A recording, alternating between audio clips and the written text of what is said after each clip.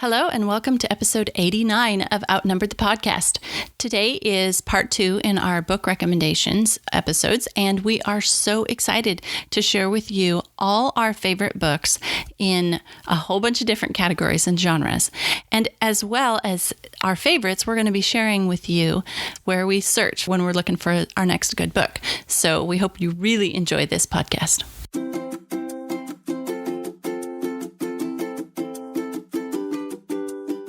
Hello and welcome to Outnumber the Podcast. I'm Bonnie.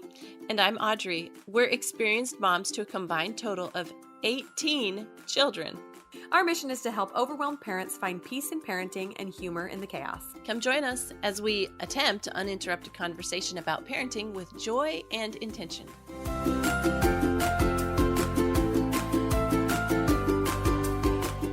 All right, and welcome back. We are so excited to talk to you about adult books. And no, you don't need earbuds. This is a family-friendly topic. Adult books. Is that what we talk about on this podcast? No, it just means higher level books, as opposed to our last episode that we did on kid books. First of all, I'm going to start out with something funny that my 3-year-old said. She seems to be saying all the funny things right now. So I'm trying to remember some of them. So the other day, I had given them pork rinds for a snack. So our little routine is that we do a little bit of homeschooling in the morning, and then I send them out for recess, and they have some fresh air and outside time, right? The importance of that, like we talked about last week. And then we go and I call them back in and give them a little snack. Well, this day I had given them pork rinds, and it's been quite a while since I gave them pork rinds, but that's an acceptable snack for my boys on the keto diet. And so they were munching away on their pork rinds, and the boys were talking about how good they were. And I said to her, do you like your pork rinds? And she says, I'm eating my porcupines. So cute. So she was not going to commit to liking them or not, but she was eating those porcupines. And I love that she was actually willing to eat porcupines, whether she liked them or not. Maybe she doesn't even know what a porcupine is, but she likes them. Yeah, right. It's funny. Okay, so last episode, we split it up when we were talking about kid books into kind of like the age of kids. And this episode, adult books, you can read these at any age. And we are including like our older kids in these books too, teens and above. So we are going to talk about this episode by genres or category of books.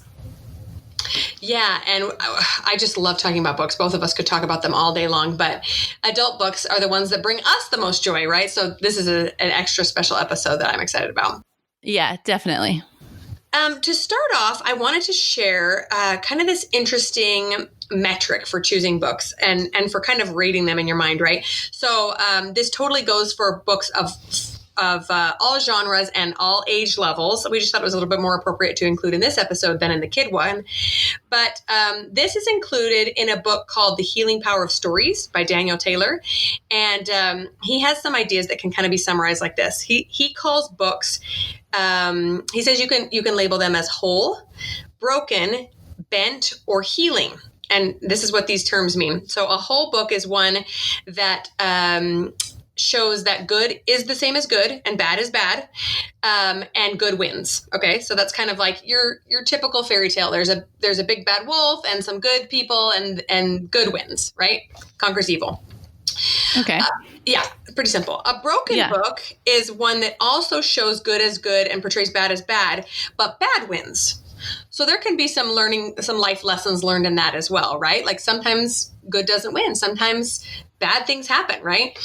There are lots of, like World War stories that could be kind of considered that, right? Where you know what's good and you know what's bad, but the bad guys have a lot of battles that they win, right? Kind of interesting. Bent is a book that portrays good as bad and bad as good. So it flips them. And either one wins, but the author or the work has the intention to try to sway the reader's allegiance, towards bad as opposed to good. So those are a little bit trickier. Most of the time, our family tries to avoid books like that.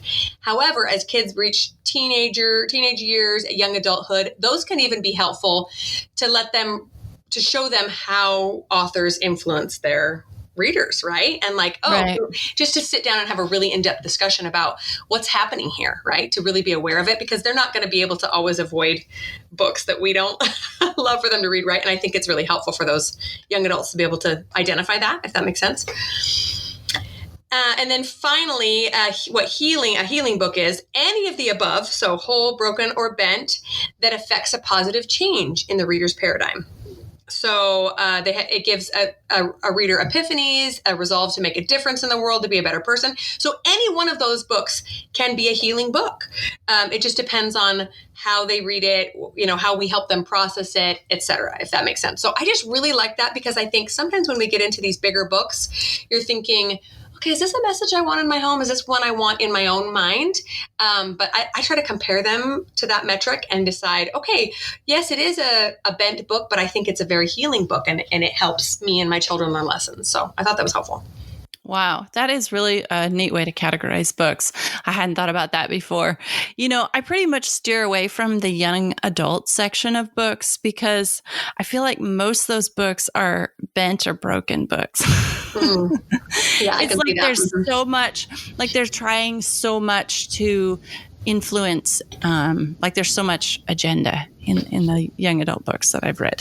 Right. Yeah, for sure. All right. The first genre we're going to dive into is classics. So these are the books that have stood the test of time. They're the big old tomes that, your parents and grandparents and their grandparents read. Yeah. Yeah. So different lists have different classics on them. So you can find a book list of classics, but one book that I like to read is the Well-Educated Mind book, and this comes from the Well-Trained Mind education system. And this is a book she wrote for adults, The Well-Educated Mind. And she wrote it for adults that are like wanting to continue their education, or maybe pick up on things that they didn't learn when they were going to school. So it gives you a book list of what books to read of the classics, but it also shows you how to read the classics. So how to read them through, and like how to dig into them and what to look for. And anyway, when I'm reading a classic, I like to use that method in those books. Yeah, I love every one of the well-trained mind, well-educated mind philosophies. They have book lists galore. If you guys just get on their website, we can include that in the show notes too. They have list after list after list of all kinds of great books for all ages. So I definitely highly recommend anything that they suggest. And I love that idea of learning how to read a classic, right? There's all different kinds of ways to get that content internalized. And I would just say regarding classics is that you get to decide what is a classic, right? So I've read some quote unquote classics that I really did not care for, that made me feel kind of icky inside, that I don't think provided any lasting lessons, that are definitely things that I would not want my children to read.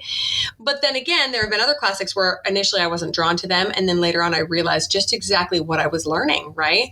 It was maybe a story I didn't care for, or there were characters I disliked, but I was able to see that deeper lesson in that. So I just think it's important that we get to decide what we choose to be a classic and what we want to collect in our homes for ourselves and for our older kids.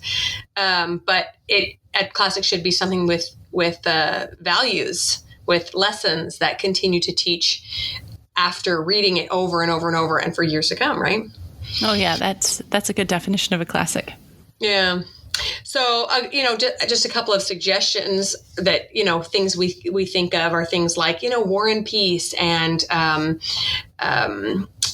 Moby Dick and To Kill a Mockingbird and Shakespeare and Jane Austen. And all of these books are, these wonderful, great books that have stood the test of time. Yet, like I said, there's so much more to, and they're modern classics. I feel like I've stumbled across quite a few modern classics lately that maybe haven't gotten that rap yet, but I'm like, this one's definitely going in my collection because I learned so much, and I can read it multiple times. Yeah, that's awesome. The first book in the Well-Educated Mind, the first one that she recommends reading is Don Quixote. That one's a fun one to start with. Yeah. I've read that one in Spanish and it's difficult, but it's a good one. Oh my goodness. I don't think I could read it in Spanish. I struggle with it sometimes in English. Yeah, same, but I did a higher level literature class in Spanish, and so I had to read all kinds of hard stuff, but pretty fascinating.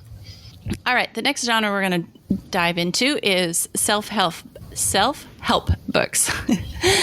Okay. So for some reason, I don't know, I prefer to listen to these kind of books. I guess maybe because they're kind of like a podcast maybe, or something. I don't know. Anyway, I love to listen to self-help books and while I'm doing something else, so I can kind of stir on it and think about it. I like to listen to self-help books about parenting, life coaching.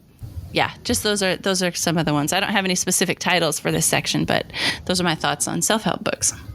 Yeah, I am the same way. I love to listen to self-help or nonfiction, and I really enjoy actually reading fiction. And for me, I think it's because fiction is something I want to savor. I like to just sit and when there's a really great passage or chapter, I like to kind of flip back and reread the really juicy parts or something. But self-help, I can kind of get mired down by when I'm reading it, and fall asleep or whatever. But when I'm listening to it, it invigorates me. I can do it while I'm doing laundry or whatever. So I feel exactly the same way, except the only exception is if I'm on a road trip. If I try to listen to self-help or something educational, I'll probably fall asleep driving. I have to listen to something really entertaining, So yeah. Oh, something that keeps you awake. Yes, exactly. There are so many self-help books that I just love. In fact, I don't know, are you on Goodreads, Audrey? I am not. Okay, well, I am, and I'm a big fan of it, mostly because I have a terrible memory. And so I've been known to read books multiple times that I thought I hadn't read before. So I'm on there. I'll include the link in the show notes if anybody wants to be friends on there, because I love seeing other people's reviews. And I always put a little side note in my review if there's questionable content in a book, because I hate getting halfway through a book and then finding some terrible sex scene or something that I really wish I would have known was in there. So anyway, that's a favorite place for me to find recommendations and share mine. But when it comes to self-help books, I really prefer to follow authors in this arena than just picking up whatever's on the shelf, because I kind of want to trust somebody before I start taking their advice on life, right? Oh, here's Joe Schmo who says you should do this for your life and you're going to be so successful. And I'm like, wait, who's Joe? And should I trust his advice? So a couple that I was keeping an eye out for that I love are Stephen Covey. Every one of his books are phenomenal. Brene Brown, she does have a bit of a potty mouth occasionally, but she is really intelligent and has a lot of great advice. Malcolm Gladwell has a lot of really great self-help books. So those are a couple of suggestions. Oh, yeah, that's a really good note that I feel the same way. I want to trust somebody before I take their advice. Same for financial books. I want to, okay, so how successful are you before I read? Right. I want you to be a multimillionaire if I'm going to take your advice. Yeah. And that kind of crosses over for me too into relationship books, which is our next category that we're going to talk about, books about relationships. So I want to know what your relationship is like before you start talking to me about relationships. I don't know. I think I'm kind of a latecomer to reading Rachel Hollis's books. And I started actually listening to him on audiobook, but I don't know. See, her and her husband are now getting a divorce, and that has kind of ruined her same for advice for me. Yeah. I saw the same thing, and I had the same thought. I found out that this week, and I was like, well, there, you just lose respect. Yeah. I don't know. I was just it ruined her books for me. All right. So relationship books that I really like and trust are, we've talked about the 5 love languages a lot on this podcast. I also like Dr. Laura Schlesinger books on relationship books. And a lot of people are offended by them because, I don't know, just read them and see, but they totally make sense to me and I like them. And then there's a really good relationship book that I like. It's called No More Headaches. And that's an awesome one too. Now, something about relationship books that I wanted to say is I actually have my teenage and adult children start reading these because I feel like oftentimes good, wholesome Christian kids start a relationship with not much relationship advice or experience or knowledge. And so when they can have a little bit going into it, it just feels like it's really helping them out. Now, that's just my thoughts on letting my kids, and I feel like it's been successful, letting my kids read relationship books before they're in a marriage relationship. Oh, yeah. I love that idea. I need to give my kids more. opportunities to do that. Because like you have lots of relationship experience with siblings and things, but it's a whole different ballgame when you start dating and getting married. It's something I hadn't really thought about. Okay, so I love relationship books as well. And I categorize parenting books in here because I really think that they kind of get to the heart of the relationship, right? You can't really parent without a good relationship. So love reading parenting books. I think in a couple episodes ago, we mentioned Richard and Linda Ayers. They are huge parenting experts, raised like 9 kids or something. And everything they say, I think is genius. So those are good relationship books. I would also include personality profiling in this section, simply because I think it really helps relationships. And another friend was recently recommending conflict resolution books. So there's a specific one that she recommended I can share in the show notes. But yeah, it's interesting to think that every person approaches conflict and resolving conflict in a different way, right? And it really depends on their personality. So if we can understand that, I think it really helps us get through arguments or other conflicts in a family by understanding how people approach it. I thought that was pretty genius. We'll include that in the notes too. Yeah, that's a really good place to put in personality books. All right, next category we're stepping into is financial books. And we talked a lot about different financial book specifics of these in our How to Afford Kids episode, really super popular episode of ours. But I like any financial books by Robert Kiyosaki and Dave Ramsey. Those are two of my top 2. And what's so funny is about having those 2 men for my top 2 is that they both have such different philosophies about money, but they're both extremely successful. So I guess I kind of, I don't know, maybe do a combination of the 2 of them, but just like I said before, I like to look at if a person is successful before I read their book about money. Yeah, totally. I would also, those are probably my top 2. Well, maybe my only 2. I don't read a ton of financial books, but I do like the ones that are written for just your average Joe, like here's how to succeed financially. And I also include in this segment anything on entrepreneurship, which isn't technically financial, but I expect a good entrepreneurship book to teach me to become financially responsible for myself, and financially independent. So, so many good books in this arena. Yeah. Okay, now we're going to move into something we're calling poetry, philosophy, just kind of the more headspace books, or just, I don't know, enjoyment. So some of our favorite authors here are Wendell Berry and Gene Logsdon. Both of those men are sort of agrarian farmers. So they're talking about good stewardship of the land and like farming and living and animal husbandry that is like in harmony with the land around you. So yeah, I really get into those kind of books. Robert Frost, Emily Dickinson. We have a whole little blue book library of Shakespeare plays. We really enjoy a lot of books in this area. Well, I think I need to take your suggestions because we are not great about enjoying a lot of books in this arena. I make my kids read some philosophy as they get into their, high school years. But for the most part, it's not something that I've totally dive deep on, but I do want to do more poetry with my little kids. We've usually just used whatever excerpts are in our curriculum that we get. But I am a huge Shakespeare fan, and I'm trying to find the right program to use for my kids because they've shown some hesitation. Because, it requires a really high level of reading. It requires an enjoyment of philosophy and like character development and really being able to dive deep in the words, like he doesn't just say things how they are. He just spins his words and I just love it so much, but I'm still working on getting my kids to love him.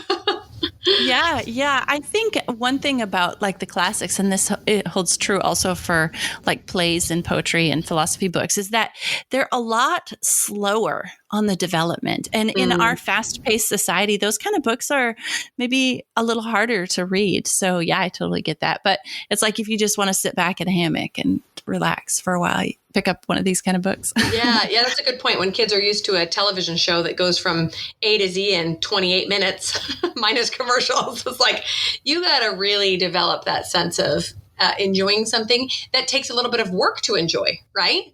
Like Shakespeare's not something that you would read at like 2 a.m. because you can't sleep. You need your full brain capacity. I want my kids to be able to enjoy that. All right, now we're going to move into coffee table books. And these are the gorgeous, pretty books with lots of pictures that, instead of just looking at the bookstore, you actually decide to take these books home. So which books, why on coffee table books? So we have a lot of home styling idea books like that. And especially from the arts and crafts genre. We live in a home that is from the arts and crafts era, a craftsman home. And it was built in 1960, and it's a gorgeous old home. So we have a lot of books around the period of that time about home. And then gardening books. Man, we have so many gorgeous gardening books, both not just coffee table gorgeous books with lots of pictures, but also with, how-to gardening method. Yeah. I've been doing a lot of deep diving on gardening recently, specifically for our area, because our area is so unique. It's this low desert that gets terrible water and some seriously hot months. So it takes a really specific type of plants and gardening techniques to be successful. So now you're inspiring me to find something specific for our region, because if I buy something that's, appropriate for the Midwest, I'm just going to cry that I can't grow that stuff. Yeah. But there is a lot that we can grow. And so I need to find something beautiful that will inspire me to do more stuff in our unique desert. Probably my number one favorite type of coffee table book is travel, like just the big, gorgeous spreads of the lochs of Scotland and the mountains of India, and just to kind of travel a little bit while you sit in your living room. And actually, a sister-in-law of mine is a graphic designer, and a couple of trips that we've been on together with our extended family and friends, she has created a book out of. So it's been this kind of homemade travel book, and just includes everyone's gorgeous pictures and kind of a little description of where we were that day, what we did. And those are my favorite, because then it's kind of like a scrapbook as well as gorgeous scenery to look at. That's really fun. Oh, those sound beautiful. I also love home decor books. I could look at, especially DIY, I could look at before and afters all day long, right? Really fun inspiration there. And then fashion, of course, I could look at that all day too. Yeah, definitely. Okay, how-to books is our next section. So DIY books. I mentioned gardening. We have just gobs and gobs of different, like organic gardening and different aspects of, orchards and all that. So we've got tons of those books. Home renovation, like how to electrical, plumbing, what you name it. We've got a book about it. Animal husbandry, like different animals in specific ways to care for them. Like one I was looking at the title of was Raising Goats Naturally or something like that. I can link it in the show notes if anybody else is a fellow goat person out there. And then sewing. I have a lot of sewing books, both design and pattern and ideas. And of course, lots of sewing books. Oh, yeah. We got some similar stuff. I don't have a lot of animal books because we're just barely venturing into our little mini farm here. But I love business how-to books. I know I mentioned those already. Sewing and design, same. And probably the nerdiest, most boring types of books I have are pattern design, where I can sit and read it like a novel, and people look at me like I'm a weirdo. Yeah. When we travel, I take this kind of book along, my sewing pattern design books, and my husband's like, "You're reading that while we travel?" Well, my son he's in geometry this year, and he's been struggling a little bit, and he's like, "When am I ever going to need this?" And I said, "Actually," and pulling out some, and he's like, "Well, I'm not going to design sewing patterns." I'm like, "But you might, you just never know, or design a building or something, So, and then of course, home decor. How-to books on, putting colors together and designs together. It always looks so effortless when somebody else does it. But then when you try it, you're like, oh, this looks terrible. I need some help. Yeah. I guess this is more of a coffee table book, but it's also kind of a how-to book. It's the one, my favorite book about home and styling is Homebody by Joanna Gaines. Love that one. Oh, yeah. Anything Joanna touches is golden, so I'll have to check that one out. Yeah. Okay, now we're going to talk about fiction books, and I think by this, a lot of the classics are fiction, not as in opposed to nonfiction, but I think mostly we're talking about more modern authors here. So I like just every once in a while to kick back. Now I don't have very much time. That's weird. At this stage in my life, I just don't have very much time for fiction, but I do have in the past. I have in the past had more time, and hopefully will again in the future. And I kind of enjoy a good mystery book when I'm reading fiction, or like a more military action type book. So some of my favorite authors are, and I like to, like we were talking about self-help books, I like to find an author that I like and then just kind of follow their books or their series. So now, caveat here, some of these books do have a little bit of adult content, but or language in them, but I am very conservative. Obviously, if you're listening to this podcast for any amount of time, you figured that out. So I do not put up with much at all. But then again, I am an adult, so I'm not gonna fall over dead if somebody mentions that two characters, happen to go into the bedroom and shut the door. Yeah. All right. So some authors that I like, Sue Grafton, she wrote an alphabet series of mystery books. A is for Alibi was her first book. Saddest thing that ever happened was she died before she finished her alphabet series. Oh, that's a tragedy. Seriously. I know. And she got all the way. I know. I think she got through X, which was almost there. Yeah. Wow. That's impressive. Yeah. All right. John Le Carré, an English author. Jacqueline Winspirit sounds like a Harlequin romance name, but that's her real name. And she wrote a series of books about a character called Maisie Dobbs. And she set these in the time between World War I and World War II. And it's a really neat set of books, more intellectual, but also fiction. An interesting author, two interesting authors I found because we have so many Amish here in the Midwest, and I was trying to get a peek inside their culture. And so I found Mindy Starnes Clark. She writes a few Amish fiction books. And now Amish novels are just like, I don't know, maybe they're not as big out in Arizona, are they, Bonnie? I've never even heard of them. I'm assuming there would be Amish people who write books, but no, I've never really heard of them. Oh, this isn't Amish people who write books. This is people who write books about the Amish. Oh, interesting. Okay. No. Okay. So in the Midwest, we have like entire rows, plural, in the library of Amish fiction. Okay. No, it's just like a thing here. But anyway, I decided to, and I'm being a little bit, I don't know, unclear here, but a lot of these books are just dumb. They don't represent the Amish culture at all, and they're extremely simplified and really dumb. But two quality authors that I found was Mindy Starnes Clark. She writes a really good quality book, and I actually read like one of her Amish books, but then got into some of her other books. And then I discovered Anne Gabhart, and she writes, actually not Amish, but she wrote a series about a Shaker colony in Kentucky. And that was a really interesting book. And then like sometimes I like a food mystery book or a cookbook mystery book. So one author there is Diane Mott Davidson. She writes maybe a little more sophisticated murder mystery around food. Oh, that sounds fun. Anything around food, I'm all in. Yeah. And I actually still to this day make a couple of her recipes because they were so good from her books. Oh, okay. I'll have to check that out. So like I said, I keep track of everything on Goodreads, which is good for me because I can't remember anything usually. So I went through and picked out some authors that I had read recently, where I've read at least two of their books and enjoyed them immensely. So again, same caveat here that's occasionally these books have some adult material, but I almost always, as long as I remember, I will include a little note about that in my Goodreads review so that people can get a heads up. There have been a couple of really popular books where I've heard about them everywhere and I've read a chapter and gone, not for me. So I include that because I really appreciate that when somebody tells me like, hey, that super popular book, there's a lot of smut in it. You might not want to pick it up. So just for those of you conservative moms out there. So a couple of these authors that I've really, and another side note is I really, really like new stuff. That's just kind of what gets me excited. So a lot of these are fairly new books.